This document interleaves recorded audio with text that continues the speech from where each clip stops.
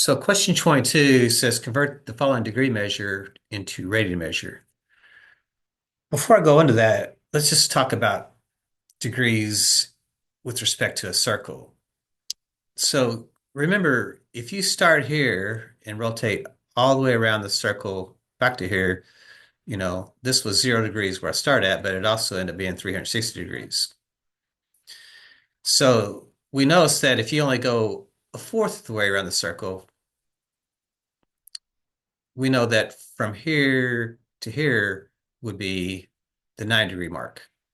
Now, if I come on around, if I start here and go halfway around a circle, we know this is 180 degrees.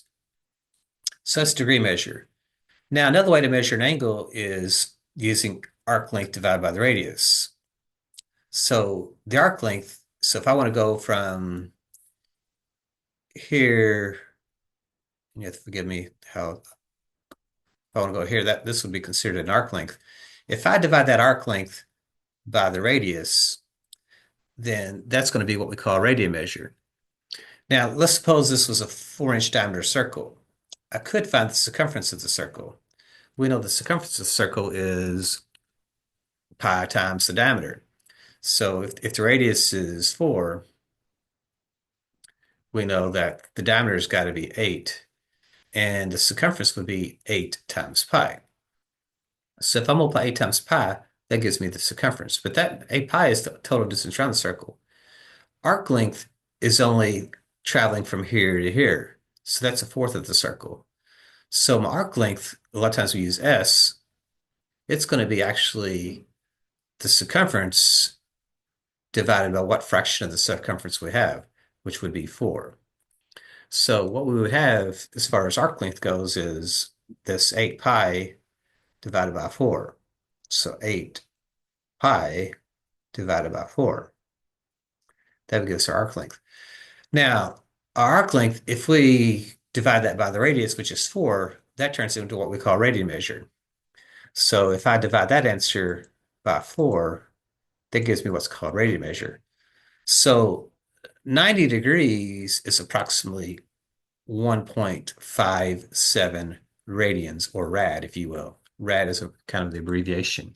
So a lot of times, radian measure, the nice thing about it actually represents a real number. It really does not have a unit of measurement associated with it. So it's more user-friendly in doing calculations than degrees is, because degree is not considered, it's on what we call the sextesimal system. So it's a different number system and everything. So it makes calculations a little bit more difficult. So changing things to radians actually makes math a little bit more palpable uh, with respect to not having to deal with all this degree stuff. So anyway, what they're asking us to do is they want us to change 69 degrees into radian measure. One thing we can pick up on though is this. If you go all the way around a circle, that would be 360 degrees. Notice how we said that was 8 pi. But if you divide 8 pi by 4, that would give you the arc length divided by the radius. That would give you that in radians, so that would be 2 pi. So what I pick up on is this. 2 pi radians is the same thing as 360 degrees. And if I divide that by 2, pi radians is equivalent to 180 degrees. So notice that pi is like 3.14. So notice that this 1.57 was for 90 degrees, but if I double that, if I multiply this by 2 up here, notice that I do get right around 3.14. So notice that pi radians is approximately 180 degrees. So we can use this as a conversion factor. So if we have 69 degrees, if I want to convert that to radians, we have to put the radians on the top. So we're going to put the pi over 180 degrees so that the unit measure will cancel out. So our key is this pi and this 180. So again, using a calculator, I don't have to put the degrees in there. I can just type in 69 times then in parentheses, I can type in this pi